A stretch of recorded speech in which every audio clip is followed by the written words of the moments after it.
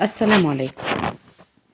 انت عارفه ان صينيه الرز دي مش معموله في فرن البوتاجاز ولا معموله في الفرن الغاز. صينيه الرز دي معموله على البوتاجاز من فوق. معقوله؟ معموله ازاي يا امان؟ معموله على البوتاجاز من فوق، هقولك معموله ازاي. وشايفه الرز ازاي؟ عامل ازاي؟ جميل جدا جدا، كل حبايه مخصمه التانية. والصينيه بسم الله ما شاء الله طالعه اكنها معموله في اجدع فرن. تعالي يلا، سمي الله ونصلي على الرسول عليه افضل الصلاه والسلام ونبدا الفيديو. طبعا الصينية هنجيبها هنعايرها.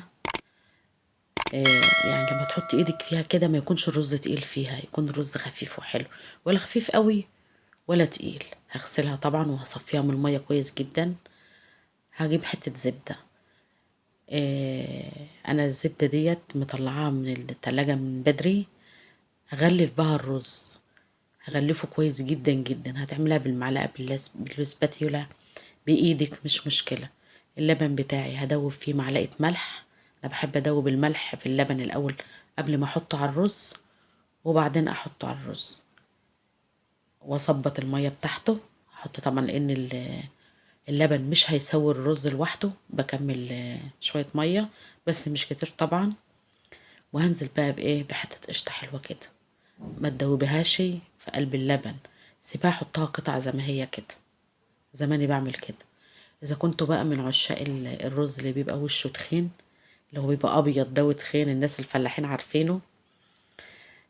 علبة الزبادي هتحطي معلقة جنب التانية، برضك ما تدوبيهاش لانك لو دوبتها في اللبن، اللبن هيروب ومش هيعملك الوش التخين ده. كانوا زمان اهالينا وام الله يديها الصحة، لما كانت بتيجي تسن رز وتيجي تعمل قشطة، كانت بتاخد ايه شوية لبن رايب كده مع القشطة عشان تدي الوش التخين ده.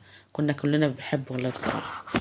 دي بقى الحلة اللي بنستعملها على البوتاجاز من فوق، هي بتاعت حماتي ربنا يديها الصحة يا رب وطولة العمر.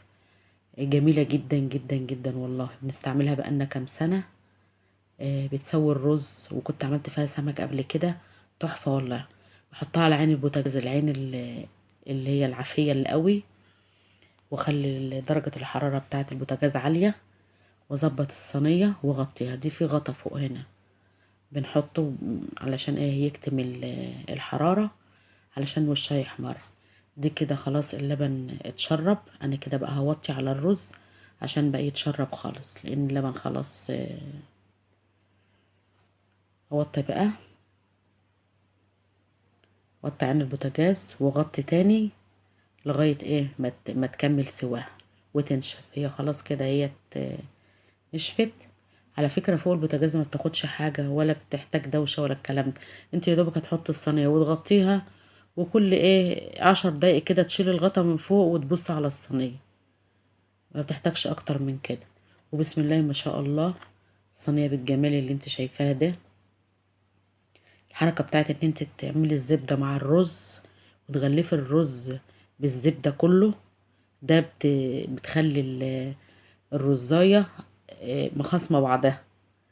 والزبدة بتخلي الرز طعمه حلو، بتخليه لونه اصفر كده وجميل. انا حاطه قشطه اهو، بس بحب احط حته الزبده دي دايما علشان بتخلي الرز طعمه حلو، وبتبين القشطه فين. وشايفه بسم الله ما شاء الله، مش مكتره طبعا اللبن ولا الميه عليه، مدياله حقه مظبوط. الرز طالع مفلفل وحلو، والصينيه طعمها جميل بسم الله ما شاء الله.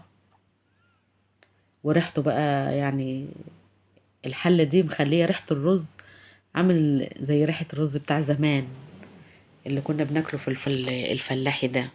ازاي؟ ما نش عارفه بصراحه، بس بصراحه لما بعمل فيها الصينيه بتتاكل كلها. بسم الله ما شاء الله، يعني طعمها حلو والريحه بتاعتها حلوه.